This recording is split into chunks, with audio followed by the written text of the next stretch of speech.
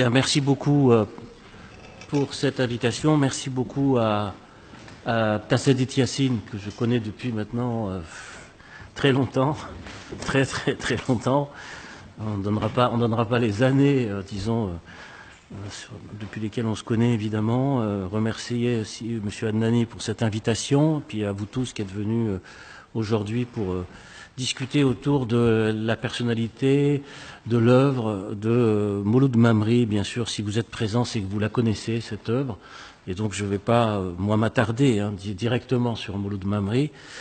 quoique, à un moment donné, il y aura une interférence, naturellement, de sa personnalité par rapport à l'objet qui m'intéresse aujourd'hui, qui est le rapport, la relation qui existe entre l'histoire du nationalisme algérien et la question berbère. C'est une discussion difficile, une discussion brûlante, bien entendu.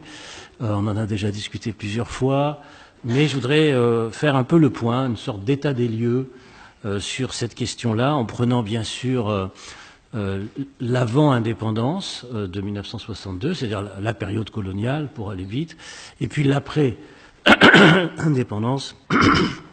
de 1962, grosso modo à 2001, en insistant dans mon propos sur trois séquences à chaque fois, trois séquences sur trois faits importants de l'avant 62, et puis trois faits importants aussi dans la séquence de l'après 1962. Alors sur cette première partie, c'est-à-dire la période coloniale, au XXe siècle, le premier élément qui me paraît important à signaler, c'est l'origine. La fondation même du nationalisme algérien est liée directement à ce qu'on pourrait appeler aujourd'hui la berbérité dans une mesure très simple. C'est que la plupart des dirigeants politiques qui ont créé, avec Messali, ce qu'on appelle le nationalisme algérien indépendantiste, radical, qui demandait la rupture et la séparation avec la France, eh bien, étaient en majorité des Kabyles, bien entendu, dans leur écrasante majorité, avec deux personnages très importants, bien sûr, Imach et Radjef, Amar Imach et Radjef Belkacem, qui ont été les deux grands pionniers du nationalisme algérien, qui ont été les hommes qui ont porté cette idée-là dès les années 20, les années 30, les années 40, ce qui, par parenthèse, dément, bien sûr, à mon avis, cette sorte de théorisation politique d'une séparation de la question berbère, de la fabrication du nationalisme algérien. Il y a au contraire un engagement, disons, politique très fort de ceux qui appartiennent à qui sont nés, qui sont originaires de cette région qu'est la Kabylie, dans la construction du nationalisme algérien, dans une situation très particulière elle-même, qui est celle de l'immigration algérienne en France. C'est-à-dire que le mot d'ordre indépendantiste radical, dans le fond, porté en majorité par des Kabyles, dans l'immigration ouvrière en France dans les années 30, se fait dans une situation où, dans la société coloniale telle qu'elle était organisée, il était très difficile de porter, à mon avis, une revendication indépendantiste de rupture. Et ceux qui se trouvaient en situation migratoire, dans le fond, portaient une parole qui n'était plus un nationalisme de compromis, mais qui était un nationalisme de rupture et de séparation avec la France. Ce qui n'était pas le cas dans toutes les régions d'Algérie à cette époque-là, il faut le préciser, dans les années 30, ce n'était pas le cas, notamment dans toutes les grandes familles de toutes les régions, je précise, d'Algérie, où il y avait beaucoup de patriotisme, de nationalisme, enfin qu'importe le terme, mais qui étaient en situation de débat avec l'autorité coloniale et d'essayer de chercher plutôt les interstices de négociation possibles, un nationalisme de compromis, disons dans les années 30, dans toutes les régions, y compris bien sûr la Kabylie, et ceux qui étaient en situation d'extériorité, en situation migratoire, eux, ont porté cette notion de rupture. Alors ça, c'est la première chose, parce que ça veut dire que dans le fond, le nationalisme algérien radical, tel que nous l'avons connu ensuite par la suite, a été porté en grande majorité, pas par écrasante majorité, par des militants qui ont appartenu à la Kabylie. Ça, c'est très important. Et ils ont mis à leur tête et placé à leur tête un personnage qui, lui, n'était pas kabyle et qui est Messali, comme chacun sait. Ce qui fait que depuis environ une petite quarantaine d'années, je m'interroge toujours, ayant, comme vous le savez, travaillé sur la biographie de Messali dans les années 70, je m'étais déjà interrogé à cette époque-là sur le pourquoi ces Kabyles qui étaient d'une manière écrasante, majoritaire, dans l'immigration ouvrière algérienne en France, avaient porté à leur direction un homme qui était, comme vous le savez, originaire de Tlemcen et qui était quand même très éloigné de la Kabylie. C'est une question dont je n'ai pas la réponse aujourd'hui encore. C'est-à-dire que je n'ai pas de réponse définitive, mais le fait c'est que tous ces hommes des années 30 étaient unis par un seul objectif, qui était la question de l'indépendance de l'Algérie. Ça, c'est fondamental, c'est-à-dire la question du nationalisme. D'un nationalisme, dans le fond, qui n'accordait pas à l'époque de place principale à la question de l'identité particulière ou de la langue. Je le dis aujourd'hui parce que ça peut paraître, disons, bizarre dans les lectures qu'on a aujourd'hui, mais c'était le cas dans les années 30, même si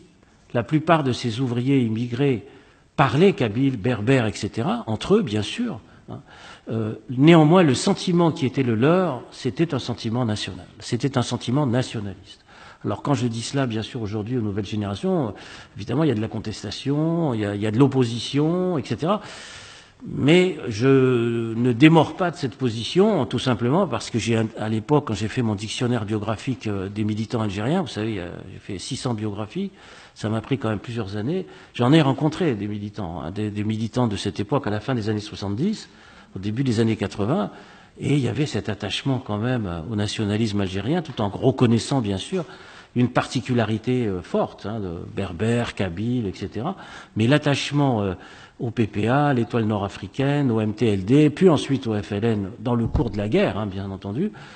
et donc aussi de la personnalité même de Messali, bien sûr contestée, critiquée, tout ce qu'on voudra, était forte, y compris dans les profondeurs familiales de la Kabylie. Et ça, ce sont des témoignages que j'avais recueillis à l'époque auprès de dizaines de militants du PPA qui restaient attachés, disons, à cette histoire. Donc ça, c'est un premier point de discussion, de débat, c'est-à-dire le fait que nous avons une sorte de paradoxe étrange, où on a des militants kabyles qui organisent, portent l'idée nationale, placent à leur tête un homme qui n'est pas kabyle, et qui plus tard, bien sûr, voudront, à l'intérieur de cette nation reconstituée, porter une particularité, une singularité que nous connaissons. Ça, c'est le premier élément. Le second élément, le fait qui me paraît important, c'est bien sûr en 1947, 48, 49, ce qu'on a appelé la crise berbériste dans la Fédération de France du PPA-MTLD. Si vous êtes ici ce matin à l'aube pour discuter de ces questions, c'est que je pense que vous connaissez l'histoire de cette crise berbériste, bien entendu. Mais c'est un deuxième point d'histoire, parce que nous ne sommes plus dans les années 30. Ça, c'est très important. C'est-à-dire que 15-20 ans ont passé, et va surgir un autre débat dans les années 40-50, qui est le problème de la définition de la nation. C'est-à-dire que la question de l'indépendance était une question clé des années 20, des années 30, alors que la question centrale des années 40-50 progressivement sera celle de la définition de l'identité et du passage à la lutte armée ou pas. En même temps, parce que n'oublions pas que celui qui va porter au comité central de Zedine en 1948 la question du 47 de la lutte armée, c'est aussi Naït Ahmed quand même, et qui est lui-même, comme chacun sait, naturellement originaire de Kabylie. Et donc on a dans la même année, en fait, ceux qui, à l'intérieur du PPA, jugent nécessaire le passage à la lutte armée et qui, en majorité, sont kabyles, puisque la Kabylie organise ses premiers maquis via les bandits d'honneur dès 1947, 48, etc. C'est très important à souligner. Et en même temps, il y a en France la crise berbériste de la Fédération de France, disons, qui va secouer la Fédération de France du PPA-MTLD de manière très violente et qui va se conclure, comme on le sait, par l'exclusion de plusieurs dizaines, plusieurs centaines de militants. Et d'ailleurs, ça va fracturer l'intérieur du mouvement national, y compris en Kabylie, puisque, bien entendu, un certain nombre de grands dirigeants, de militants très importants, ne sont pas d'accord à l'époque avec les positions d'un certain nombre de dirigeants Je pense en particulier à la personnalité de Krim Belkacem, qui était, disons, opposé à ceux qui portaient, disons, cette dimension, entre guillemets, berbériste, qu'on a qualifié ensuite de berbéro-matérialiste dans le langage de la direction politique de l'époque, notamment Messali, bien sûr. Donc tout ça est un peu compliqué, je sais, mais encore une fois, si vous êtes là, c'est que vous connaissez très bien, naturellement, les arcanes de toutes ces questions. Donc on a un deuxième temps très important, qui est celui de la définition, dans le fond, de l'identité de la nation, en fait, fondamentalement, et qui se conclut par l'exclusion, et qui se conclut, par conséquent, provisoirement, par le fait de refermer ce débat. C'est-à-dire que le débat se referme. Et c'est une conception homogène, centralisée, jacobine, disons, qui s'impose à l'intérieur du mouvement national, qui ne fait pas la place, disons, à cette diversité culturelle, linguistique, donc politique, dès la fin des années 40, dès avant même la guerre, disons, la guerre d'indépendance, mais c'est donc ce deuxième aspect, disons, est extrêmement important. Et puis il y a un troisième aspect, avec des figures naturellement très très importantes, c'est naturellement la séquence guerre elle-même, la séquence où la Kabylie va jouer un très grand rôle, pas simplement parce que c'est en Kabylie que se tient le premier congrès du FLN, comme on le sait dans la vallée de la Soumam, bien entendu, et ça c'est quand même pas n'importe quoi, c'est quand même très important, mais aussi parce que à l'intérieur même du principal mouvement nationaliste qui va s'imposer, c'est-à-dire le Front de Libération Nationale, le FLN, eh bien, comme vous le savez, il y aura des tensions, des oppositions, des divergences et des assassinats, avec la personnalité de Haban qui va être assassiné donc en décembre 57 au Maroc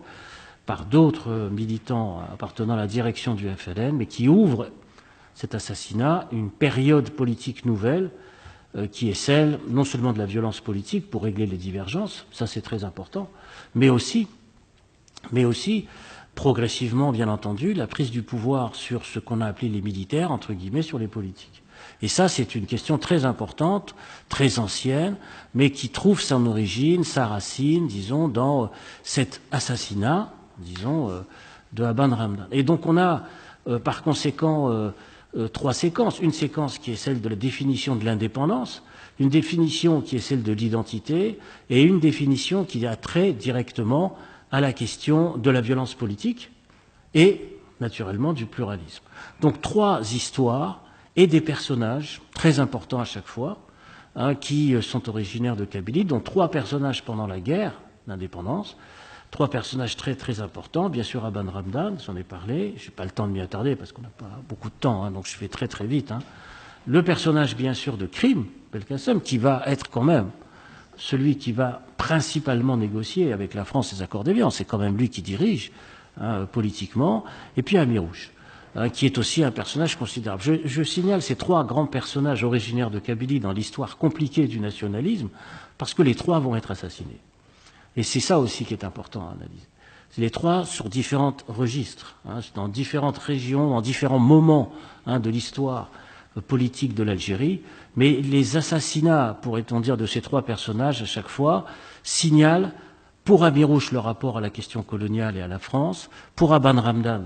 le rapport à l'intérieur des rapports de force politiques et de ce qui se passe dans le nationalisme algérien, et l'assassinat de Krim en 1970, et qui nous dit la nature exacte de l'État qui va s'installer après l'indépendance de l'Algérie de 1962. C'est donc pas n'importe quoi. Le destin, disons, de ces trois personnages qui, comme vous le savez, appartiennent et sont originaires de cette région particulière qu'est la Kabylie. Voilà donc trois faits, trois histoires et différents personnages très importants. Et puis il y a trois faits aussi qui me paraissent importants et qui éclairent aussi les frontières, pourrait-on dire, non pas de l'armée des frontières, mais les frontières idéologiques, culturelles, j'allais presque dire identitaires, de ce qu'est l'Algérie d'aujourd'hui. Trois éléments importants. Le premier élément, c'est naturellement la grande personnalité d'Hossein Ait Ahmed en 1963 avec la création du FFS, le Front des Forces Socialistes, et qui va poser une question qui, dans le fond, va travailler l'histoire de l'Algérie jusqu'à nos jours, qui est le problème de la construction de la pluralité politique avec la construction du FFS. Je ne m'y attarde pas, parce que la création, l'émergence du FFS en 1963, avec la personnalité d'Ait Ahmed, est décisive. Comme vous le savez, une révolte sera écrasée, il sera condamné à mort, puis ensuite il sera il s'évadera, etc. Enfin, tous ces aspects sont connus. Mais le fait est, c'est que cette première grande révolte qui secoue et travaille l'Algérie dès 1963, c'est-à-dire tout de suite après l'indépendance, pose là une question centrale qui est celle de la pluralité politique. C'est la question, à mon avis, qui reste encore une grande question toujours à l'ordre du jour. Et puis il y a un deuxième grand fait historique, et c'est là qu'intervient bien sûr la personnalité de Mouloud Mamri et le colloque qui nous intéresse, c'est bien entendu le printemps berbère de 1980, qui est un deuxième grand événement et qui signale, là, cette fois-ci, non pas le pluralisme politique au sens classique, mais qui signale, en plus du pluralisme politique, la question de l'identité. C'est-à-dire le fait d'un pluralisme, cette fois-ci, identitaire, linguistique, culturel, que met à l'ordre du jour l'interdiction de la conférence, le soulèvement qui s'en est suivi, la répression, enfin tout ça, je m'y attarde pas, bien entendu.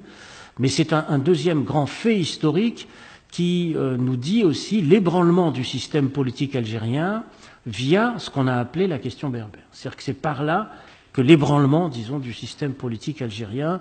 va directement exister. Et enfin, le troisième ébranlement, c'est celui de 2001, bien entendu, avec ce qui s'est passé en Kabylie, les grandes manifestations, le meurtre d'un jeune dans un commissariat qui provoque l'embrasement, etc. Enfin, je ne m'attarde pas sur les faits eux-mêmes pour vous dire simplement que, dans le fond, ce troisième grand élément, en plus du pluralisme politique, en plus de l'identité particulière, nous dit quelque part une crise du lien national algérien. C'est-à-dire qu'une redéfinition du lien national en Algérie,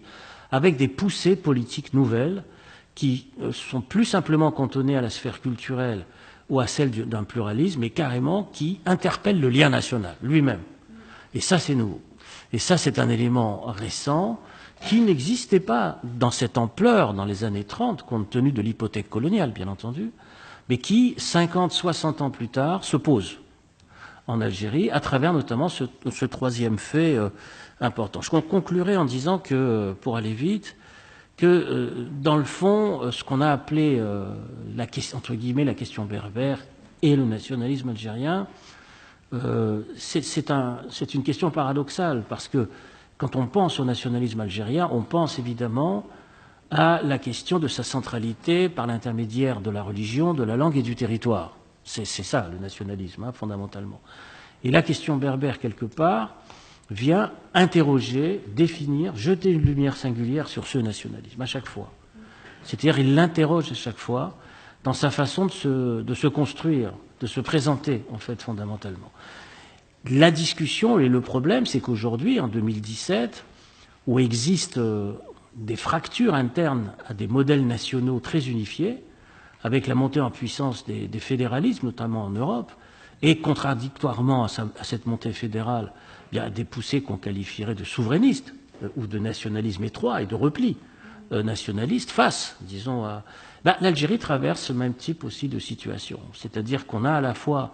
une incontestable poussée des définitions de séparatisme, d'identité qui mettent en question l'idée nationale, qui la critiquent, hein, et en même temps, face à ces poussées, eh bien, des nationalismes renouvelés qui, eux, ne veulent pas abdiquer et qui s'adossent toujours, disons, à un nationalisme ancien, hein, qui est un vieux nationalisme jacobin à base linguistique, à base territoriale, bien sûr, etc. Et naturellement, le pouvoir politique algérien d'aujourd'hui joue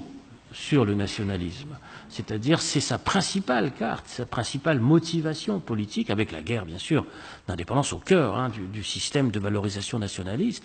Mais c'est pas propre à l'Algérie, ce que je veux dire là. Si vous regardez ce qui se passe en Espagne aujourd'hui, vous avez exactement le même type de processus, le même type de phénomène. C'est-à-dire que vous avez aussi un retour d'un nationalisme politique issu, j'allais presque dire, du franquisme, qui est très fort, je veux dire, qui est très net, hein, qui s'exprime lui aussi, hein, qui refuse absolument tout passage à des systèmes fédéraux, des systèmes de pluralisme démocratique sur le plan linguistique ou autre. Donc on est aujourd'hui dans ces batailles-là, dans ces batailles très compliquées, très difficiles, et l'Algérie est au cœur, disons, de ces batailles démocratiques et pluralistes par la question berbère. Je vous remercie. Merci.